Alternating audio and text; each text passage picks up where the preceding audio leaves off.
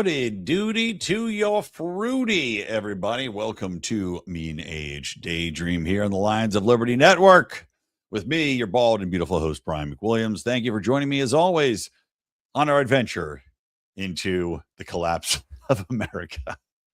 No. Welcome, guys.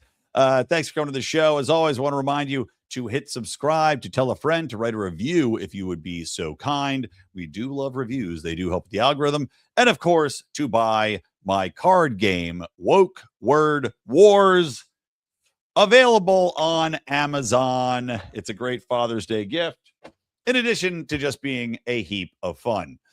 All right, so let's hop into it. The big story for today. Well, there's a lot of big stories. There's always big stories every week because we're in this nonstop cycle of Trump-led hysteria, of course, combined with Democrats having hysteria over the Trump-led hysteria. So it's a lot of hysteria going on. Maybe we all need a hysterectomy, right? Maybe that would explain the lowered birth rates throughout the world. There's just too much hysteria leading to too many hysterectomies. Anyway, I digress. So the big thing going on right now is that the report just came out citing that wholesale food prices from the producers have risen 6%. That's per the latest report. This is combined with a pre-consumer felt inflation rate of 1.4%, which is the highest in the last 4 years. All of this is unbelievably bad news. All of this definitively, to me at least, signals that there is going to be a recession on the horizon if they do not course correct quickly, i.e., ending the horribly failed Iranian war. Of course, the Iran war, you know, if you've listened to this podcast before, I hate it. I have been against it from the get-go. It's an absolutely unnecessary war in which we were forced into by, of course, our quote-unquote best friend and greatest ally, Israel. Now, this comes on the heels, of course, of America being a supporter and turning a blind eye to much of what was going on in Gaza, of course, supplying Israel with money, supplying Israel with weaponry, supplying Israel with our logistics information, our strategic information, etc. And on top of that, now they have dragged us into this war in Iran. And this is not debatable. This is from the mouths of the White House staffers and the people that are working within the war machine, essentially admitting, yes, Israel decided to attack Iran, and that forced our hand, and now we're embroiled in a battle to which there is no good outcome for America. You know, we've been fighting this war for months and months and months. Donald Trump keeps saying, oh, well, you know, we're right on the edge of victory, and oh, a peace plan's right there, and oh, Iran went back on the peace plan, oh, they went back on the peace plan. There's no peace plan in place here. None. You know, and for Iran, you don't want to show sympathy for what is a theistic dictatorship essentially going on over there, where their people are not living in the best conditions. Of course, they are in a brutal regime, and that's not to excuse the actions that Iran has taken. But at the same time, I was just having a conversation actually with my father about this because he is of the boomer generation. And if you're listening, I love you, Dad, but this is, you know, a fact. And this is, as I have said and others have said, this is a boomer-led war. This is a bygone era of thinking about the Middle East, about how these interactions have to be held and what dangers Iran actually presents. Because people will tell you, well, America has to go in there. We can't let Iran have a nuclear weapon. That would be anarchy. They would destroy our cities overnight. Oh, God, they're insane religious nuts. Look, there are some insane religious nuts there, right? Because the powers that control Iran, the Ayatollah that controls Iran, well, guess what?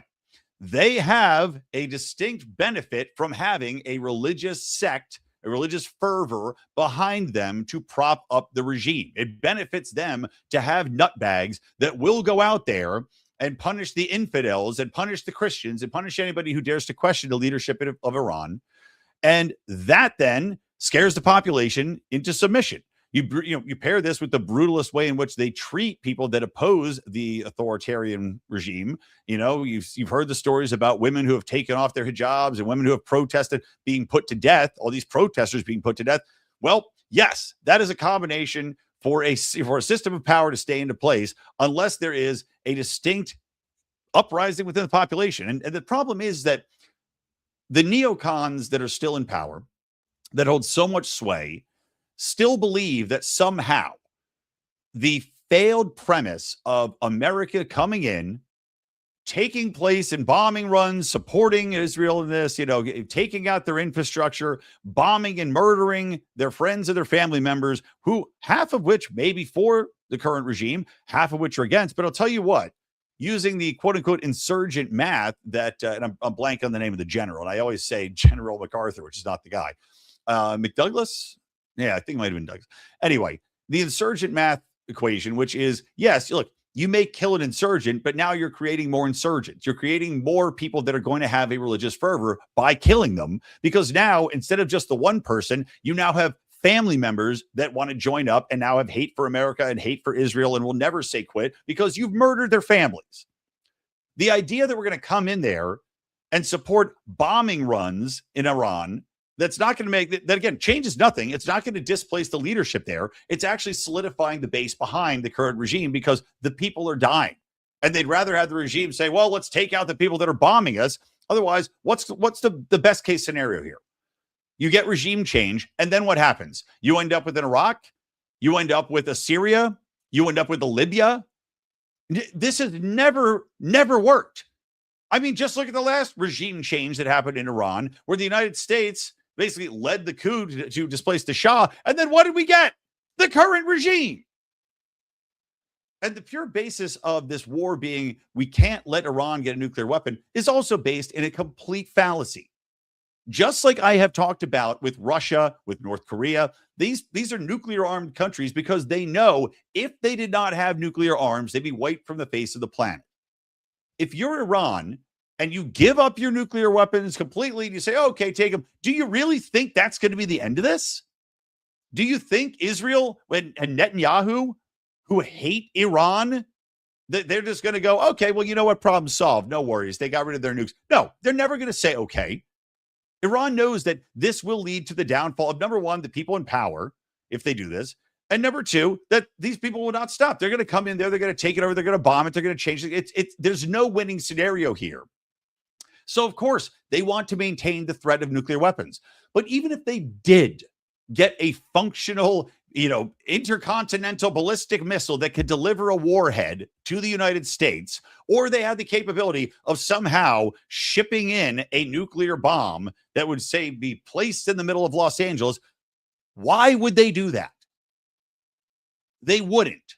For the same reason that Russia doesn't launch nukes and North Korea is not nuking South Korea. It's because if you use that nuke, you assure the absolute destruction of your society. The only way they would ever use a nuclear weapon is if they're painted in such a corner. If the American, Israeli confab here puts Iran in such a position where it looks like they will be displaced, and let's say they've managed to cobble together a nuclear weapon, that's when you'll actually see it used. So in fact, instead of keeping us safe, instead of keeping us secure, they are endangering American lives. They are endangering Israeli lives because they're putting people in a position where that nuclear option, which of course is the end all be all, is the only option.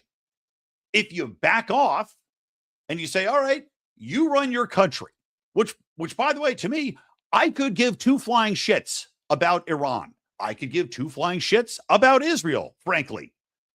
I'm an American. I live in America. I just want to be able to go out. I want to go to work. I want to have a functioning economy. I want to have a functioning savings account. I want to have money that has a stability to it and isn't constantly being undermined by a nonstop reckless spending of funding foreign nations' wars, of military extremism and exploration and activity nonstop. I just want to be left the fuck alone. So do the Iranians. So they're not going to go out and try to poke the bear if there's no bear to poke. If there's nobody coming in and trying to wrestle everything up and overthrow dictatorships and do regime change and murder their citizens, they're not going to go and come at us and say, you know what's a great idea? Let's go stoke another war.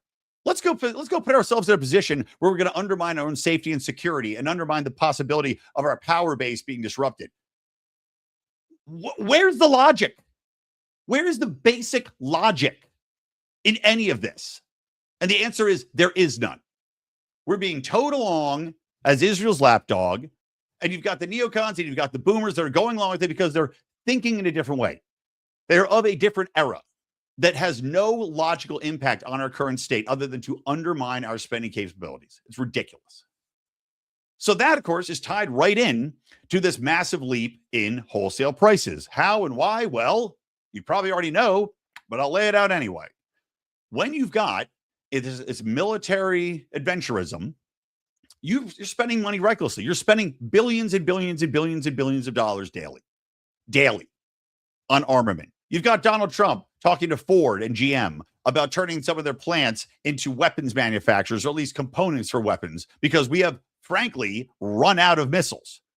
Between supplying the Ukrainian war, which again, I don't give a shit about Ukraine, but yet my money is being spent to fund that war, to fund the logistics, to fund the armaments, to give them blank checks, which they can use for whatever the fuck they want, half of which is going towards, as we know, blatantly corrupt causes. And by the way, when's the last time you heard about Ukraine? I haven't heard about it in a while. I can guarantee you the money spigot's still open. I can guarantee you the armaments are still going. I can guarantee you that operation is still going. So we are fighting a war on two fronts. That means all this spending on top of the COVID era, which set us back, which trillions and trillions of dollars was thrown in the garbage through fraud and grift and shutting down our economy, undermined our ability to save and spend. Now you're having this new era of spending, undermining our ability to save and to spend, combined with the fact that, wow, you know what? There's a little thing called the oil industry. There's this thing called the Strait of Hormuz, where all of this energy, all of these oil, reserves, millions and millions of barrels a day, are going through this strait. Well, they're stopped, or at least they're very strictly slowed down. So now, what's the fallout from that? Oh, that's right. Every single manufactured product costs more, not just to ship, right? The fact that these skyrocketing fuel prices and these massive tankers that have to take these not only oil, but products across the oceans using all of this fuel, all this energy, not only is their price doubling, but on every aspect of manufacturing, oil is utilized in almost everything we do. I mean, we tell the imbeciles on the green front, like you'll have boomers lecture people on the green side of things. The Just Stop Oil people that are gluing themselves to streets and that are ruining works of art. You'll have them be lectured on the fact that, hey, idiots, don't you know that everything that you use is based on oil? Plastic is in virtually everything, even our bodies, even our very own testicles and microplastics. Plastics are in everything. Even stuff you would never imagine has plastics in it. Every packaging has plastics. Coatings for boxes are plastics. Packaging is plastics. The tools you utilize are plastic. Every single thing has some element of plastic in it. What's plastic made of? Everybody all together, just like Pee-wee's Playhouse. Oil.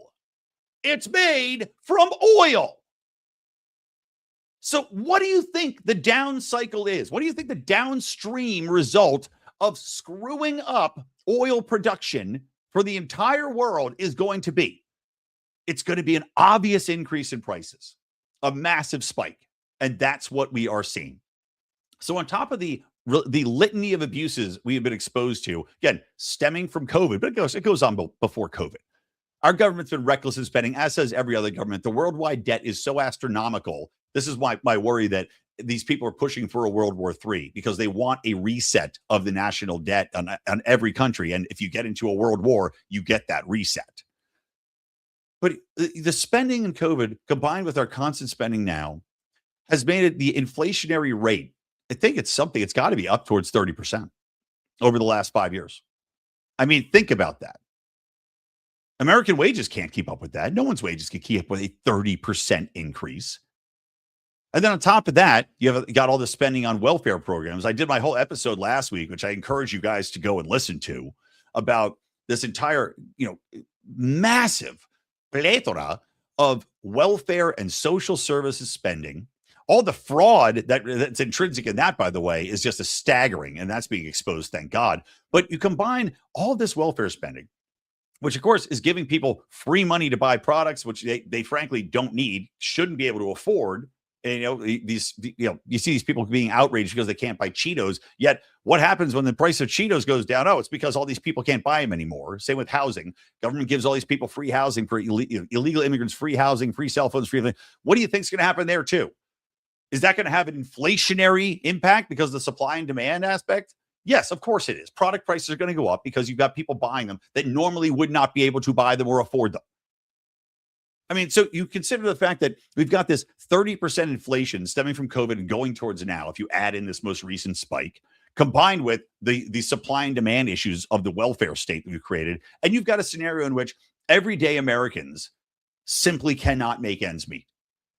I mean, it's so insanely abusive. It's so insulting to every citizen that pays taxes in any way, shape, or form. I don't even give a shit if you're not paying your regular taxes, your income taxes, just sales taxes, federal taxes, whatever, tariff taxes. All these things are just going towards making everything worse. And let's not ignore the tariffs too, which of course drove prices up as well for no good reason, because then they said, well, you can't do that anymore. The Supreme Court strikes it down. But yet the tariffs were still felt by all of us.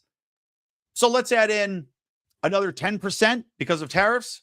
So now we're talking about a 40% inflation rate over the last 45 years. What society can put up with that? There's a reason Americans are in record levels of debt. I mean, I told this last week, I make a good living.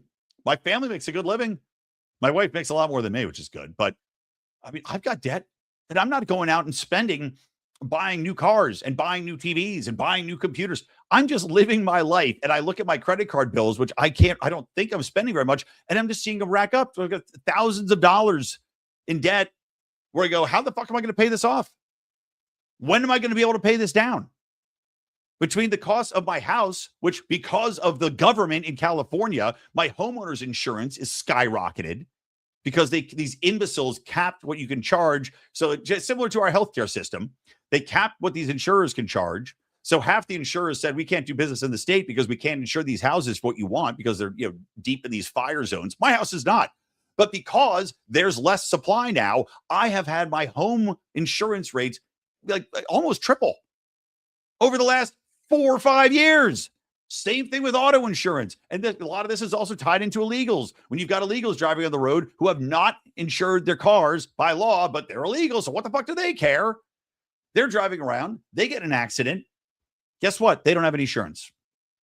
Oh, they're in trouble. Okay, well, let's leave. Meanwhile, the people that are actually paying, doing the right thing here, as mandated by our government, get bent over and screwed again and again and again.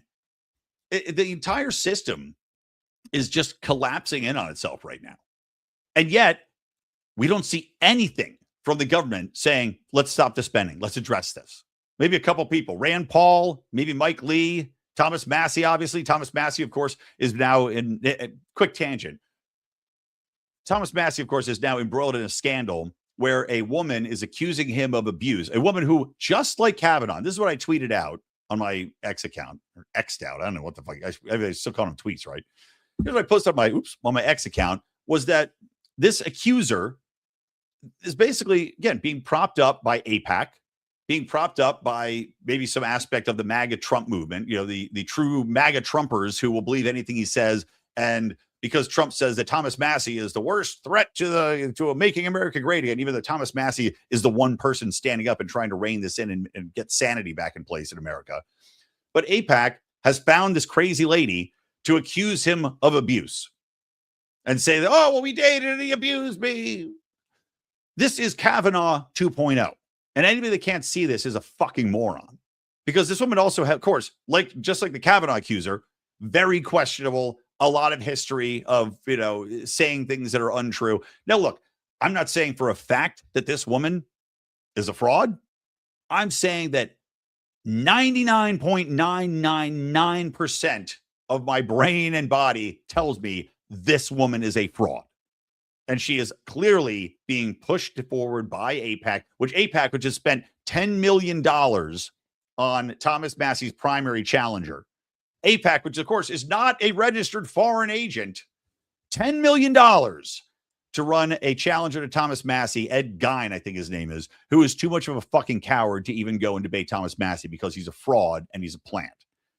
It's crazy. But getting back to the main point here, we're not seeing any indication by our government. There should be a mass move from all of Congress to rein in the war powers, but yet that vote has failed twice. You should see a massive movement, especially from these Democrats. Where are these Democrats that are standing up for the everyday people? that say they're for the working class. Well, it turns out that they're also fully on board with pushing the war state, with pushing spending, with continuing all these welfare handouts for illegal immigrants that fuck over everyday working people. They won't do anything.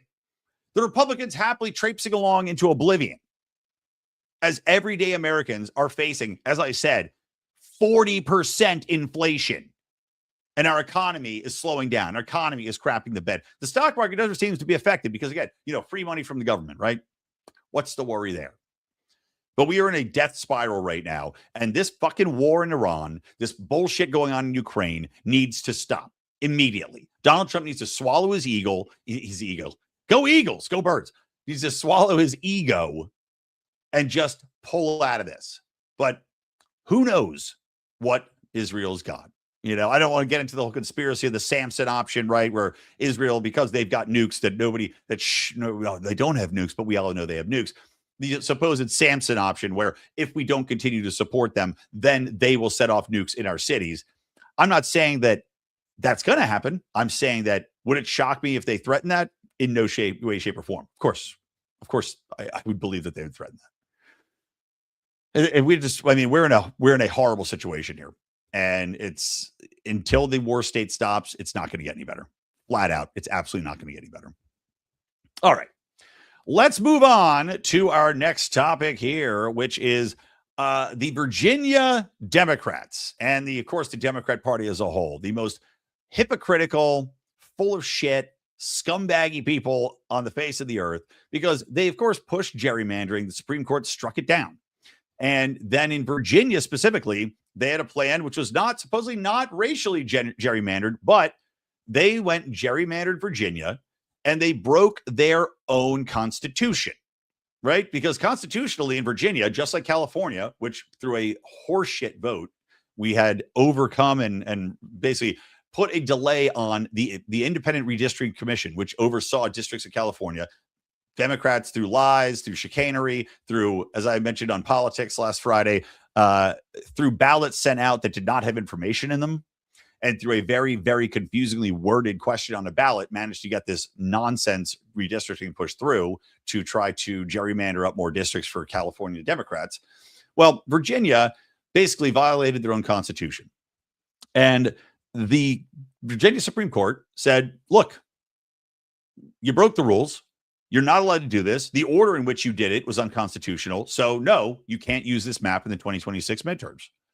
Now, remember, these Virginia Democrats are filling the Supreme Court. It's not like there's a bunch of people on the Supreme Court that are dyed-in-the-wool Republicans. It's not like some Republicans had put these people in place and this was an unbelievable, Republican-led right-wing organization. No, these people were all put in by Democrats in Virginia. So this is a Democratic Supreme Court. But of course, what do the Democrats say? Oh, this is a threat to democracy. These Trump-led Supreme Court justices have knocked down the will of the people. The funniest part is that they will cry all day and all night about democracy and defending the rule of law and doing the right thing. But yet, I'll tell you their most recent plan.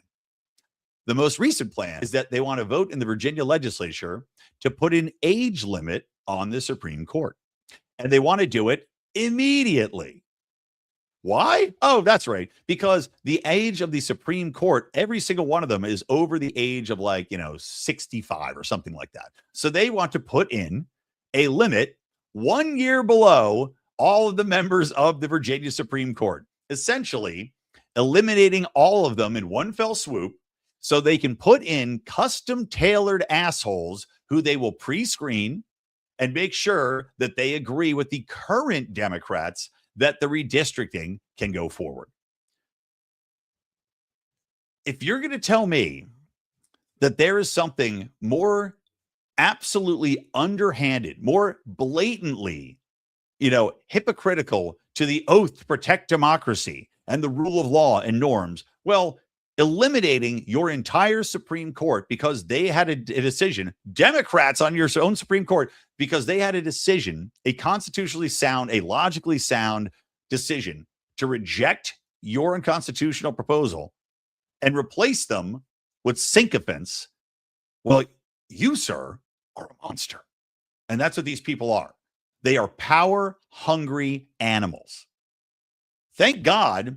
I don't think this is going to succeed, by the way. I flat out don't think it's going to succeed. I think the current strategy is to appeal to the Supreme Court of the United States, which good luck with that. In what world is the Supreme Court of the United States, which you already said were the most evil right-wing people on the face of the earth, in what world are they going to say, no, guys, go ahead and go forward with your redistricting in violation of your state Supreme Court? And by the way, the federal Supreme Court usually will not supersede a state Supreme Court in matters that are like this, right? It's more high-ranking levels. But I thank the Democrats. I've said this before. I thank the Democrats for being so obtuse to what they look like. It's almost like Israel in that respect, right? Where they used to have such a stranglehold on media, on controlling the narrative at every touch point of our culture, of our entertainment, of our news media. Every single touch point was dominated and controlled and massaged by Democrats. And they have lost that ability. And once you lose that ability to control with lockstep what people are saying about a certain topic or issue, it's exposed as the chicanery that it is. I mean, just like Israel. Netanyahu just did an interview saying that, oh, woe is Israel. You know, we didn't really have a genocide in Gaza. We weren't trying to kill those people. Yeah, bullshit. And he admitted that Israel has lost the propaganda war. Yeah, because when the truth comes out and it's not purely Israel-led propaganda and purely what Israel wants these reporters to say and think and repeat ad nauseum, well, the truth gets out. And guess what? The truth is not good for Israel. The truth is not good for Democrats. Just like here in Los Angeles. Well, we'll see if Spencer Pratt can actually get the mayoral position here. He's got a hell of a lot of momentum. And of course, now the course is to call him a MAGA Republican and a fascist, right? Because these people have nothing in their reservoir. Just wait. Spencer Pratt's going to be called a racist next. You're going to see it. They have nothing else. Democrats cannot argue on the base or logic of their programs. They cannot argue on the results of their programs because every Democrat policy fails miserably. Their only idea is to double, triple down and to attack anybody that dares question it or provide the clear data and evidence of failure. A racist, a bigot, say they hate the blacks, they hate the homeless, that they hate immigrants. That's the only playbook they have. And thank God we have escaped the sphere. Thank God mainstream media and their influence on people, except boomers, again, which is why this Israel-Iran war is going forward and why so many boomers are out at the No Kings marches. It's all old boomers at these marches. It's all old boomers who vote for these stupid fucking policies again and again because they're the only ones that still imbibe media in that old fashion. They're still getting the controlled narrative. Democrats as a whole have lost that. And this is why they're also losing an entire generation of men, entire generation of young people. They've ruined themselves and they're too stupid to change course. They're too stupid to see everything you're doing is painting a picture of you that's going to stand and last longer than the Mona Lisa because you're so evil about it and you're so patently wrong. Just unbelievable. So good luck, Democrats. Good luck. Okay, another quick thing here before we finish up with this Muslim march. And, actually, I'll talk about the Muslim march, then we'll finish talking about the Odyssey, the new Christopher Nolan Odyssey film. So there was recently, I think this is a day or two ago, a massive Muslim march, anti-Israel / Muslim march in New York City. Of course, Mamdani is Islamic. And of course, there's a lot of Muslims in New York City. Just look to all the videos of shitbag Islamists and Muslims blocking roadways to do massive prayers in the middle of the street, which again, as everybody knows, I'll repeat again, is not something they do in their home nations. This is a dominance thing. This is a, hey, fuck you. We're going to do this right in the middle of your streets and you're not going to do anything about it. Power play as these people take over local city governments and try to force in Sharia law, right? And there was just a poll which 40% of young Muslims in America said that their religious laws supersede our laws. Think about that. But they do this march through a heavily Jewish part of town, stopping in front of a synagogue and rioting and yelling. And there's scenes of violence. There's scenes of the cops fighting with Muslims and Muslims, beating on police officers in this. I'll say this. we have got a massive problem with Muslim immigrants in not just in America, in every nation. And I hate this because I don't want to paint every single Muslim immigrant as the same type of bad influence, the same type of conquering mindset. I know that's not the case, but we're getting to the point where enough people are here that are of that mindset that it's become a major problem, a massive, massive problem. And it's going to quickly come to a point where we're going to have to choose which side of this we're on. Are you going to defend your culture? Are we going to defend American culture? Are we going to defend, freedom to go about, live your life, not be dictated as far as how you live, how you dress, having to be listening to massive prayer calls at 5 a.m, have your streets and roads blocked, have people going, partaking in these child marriages. I mean, shit that just doesn't fly here. Which side of this are you on? Because we know Egypt didn't used to be a Muslim nation, right? We've seen this time and time again where these people come in and they are conquerors. They're looking to supersede and overtake your culture, your religion, your laws. This is going to come to a head. I mean, it is a massive issue that people seem to want to skirt around and not talk about, when the evidence, just like we're talking about with all these other policies that are failed, the policy of allowing these people to come in and create these communities and have mass immigration is a failed policy. You have to defend your culture. I don't want to go to all these foreign nations and have them overrun with Muslims everywhere. I want France to be France. I want England to be England. I want Egypt to be Egypt. If you want to have your Muslim state and your Muslim culture, great. You can have that in Iran happily. Good. God bless you. You can have it go good. In Somalia, you can be as Islamic as you want. I don't give a shit. You do that at home. Do not try to conquer my culture and my country with your fucking bullshit. But that's what these people are doing. And they went and marched through this Jewish neighborhood, again, rioting, causing damage, getting in fights. And the thing too, I'm looking at this and shaking my head that this is being allowed to happen. But at the same time, I just went on a 10-minute rant about how evil Israel's actions are. How, they're doing indefensible things to people in Gaza. How they've drug us into a war which we have no benefit in being in, at the detriment to every American citizen, I guess, except if you're Jewish. I just went on a rant about that. And yet, these Muslim lunatics are making it real hard to give Jews shit. Come on. This is the time when you can go and say, Israel, fuck you. And we've got all of our background evidence here of why we can say that authoritatively. And then you've got these Muslims coming in and taking all of that away. Because now you have to feel sorry for the Jewish people because these psychotic Muslims are coming in and attacking them and giving them hell all the time. It's like, guys, we had our chance here and you guys blew it. You're blowing it. You're blowing it. Just, can't win, man. Can't win. Okay. Last thing. Let's talk real quick about this Odyssey film with Christopher Nolan.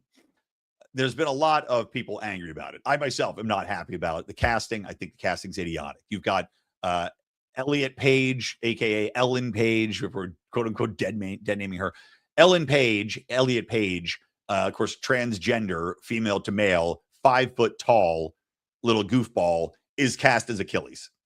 The greatest, one of the greatest warriors in mythology. This, supposed to be blonde-haired titan of a man, is played by a trans woman that is minuscule. That on its face is so beyond stupid. And clearly, I mean, I had to think, if Christopher Nolan, I know, and I'm going to go into why he had to do some of these casting things, in my opinion. But when you do that, you know what you're doing. You know you're giving a middle finger to every single, number one, every person that's a fan of Greek mythology and the story of Achilles, but also to every thinking human being that goes and looks at this and go, what is this shit? I mean, I've said this before. I have 2 daughters. I like movies like Atomic Blonde. I like that movie. I don't like Charlize Theron as a person, but I like that movie. Oh, cool. It's a butt-kicking female spy. Great. Alien. Great. Love it.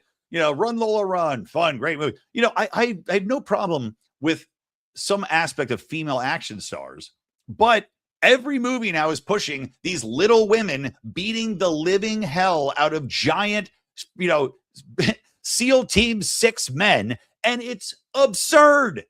It's ridiculous. If you want to give her a gun and she's shooting people like John Wick, fine.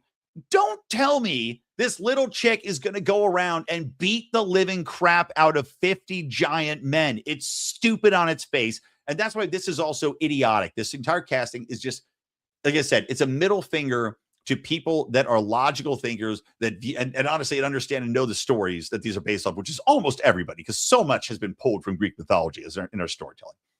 That's one aspect. The second aspect is he cast, whatever, Lupita, and, I don't know her name. I don't really care what her name is, but a black chick as Helen of Troy, which again goes against everything written about Helen of Troy. Not only is she supposed to be the most beautiful woman in the world, this chick is a 7 at best. And she plays her own sister in it as well. Helen of Troy was supposed to be the most beautiful woman in the world. How can you have the same actress playing two different parts? If one's supposed to be the most beautiful woman that launched 1,000 ships, the base that launched 1,000 ships, why are the 1,000 ships launching if you got the same fucking face right over there? That doesn't make any sense. Stupid. Doesn't make any sense. But he's doing these stupid castings, I think, primarily because Christopher Nolan is an egomaniac, right? He's talented, but he's an egomaniac. And the Oscars, the Academy of Motion Picture Sciences, has put in restrictions on what you have to do in order to win an Oscar. And Christopher Nolan wants to jerk off to that Oscar. And Hollywood will probably give him one just to give a fuck you to all the consumers like they love to do, because these people are still in the bubble where they think diversity and all this crap is wonderful and putting trans people is noble and all this other bullshit. So they'll probably still give him an Oscar. But he has to cast in your lead cast. It has to say something like 30% of your leads have to be from minority or underrepresented groups. So there's your Elliot Page. There's your Luanga, Napita, or whatever the fuck her name is. There you go. Check those boxes off, Chris.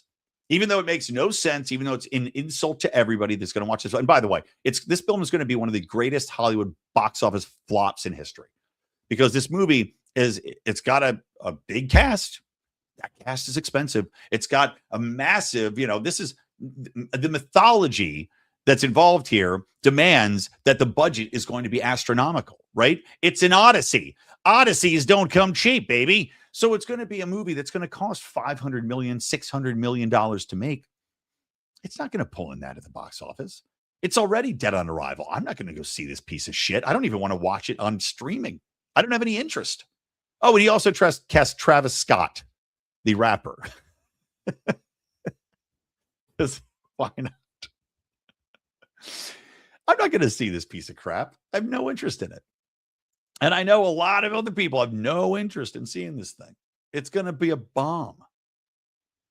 I just hope that this is the wake-up call. I hope that this will wake the Oscars and shake them out of their stupor and say, get rid of this diversity quota crap that kills off independent filmmaking, putting, imbecilic restrictions on what people can do and mandating that they force into stories that have no diversity in them, because the Greeks were a pretty homogenous people. They might have had some blondes. They might have had some brunettes. They might have had some redheads. Tell you what, they didn't have, Helen of Troy being black. They didn't have, post-op transsexuals in it. They did have people that like to be, girly boys. I'm not taking that away from them. But it certainly wasn't Achilles. People are going to reject this, and I hope that it's the final wake-up call. I hope it's the death knell in DEI wokeism in Hollywood, because these people can only lose so much money. Disney is bleeding money out the asshole. And I'm not sure who is in behind this. I'm not sure if it's Warner Brothers. I'm not sure if it's who it is, but it's going to be a black eye on Christopher Nolan's career. He's going to have to make a real good film after this one to make up for this, bucket of shit that he's trying to throw on us, like Rip Taylor. That's an old reference, like Rip Taylor, where he'd throw the confetti on the audience. Well, Christopher Nolan's doing that, but with turd nuggets. All right. And on that genius thought, I will leave you guys. Thanks so much for watching. Thanks for joining. Please do subscribe. Give us a review. Again, buy Woke Word Wars on Amazon. Great gift for your papa. All right, guys. Peace out. From me, Brian McWilliams, from the Lions of Live Network, and from Mean Age Daydream. Keep those electric eyes on me, babe. And keep that ray gun, boop, to my head. Later.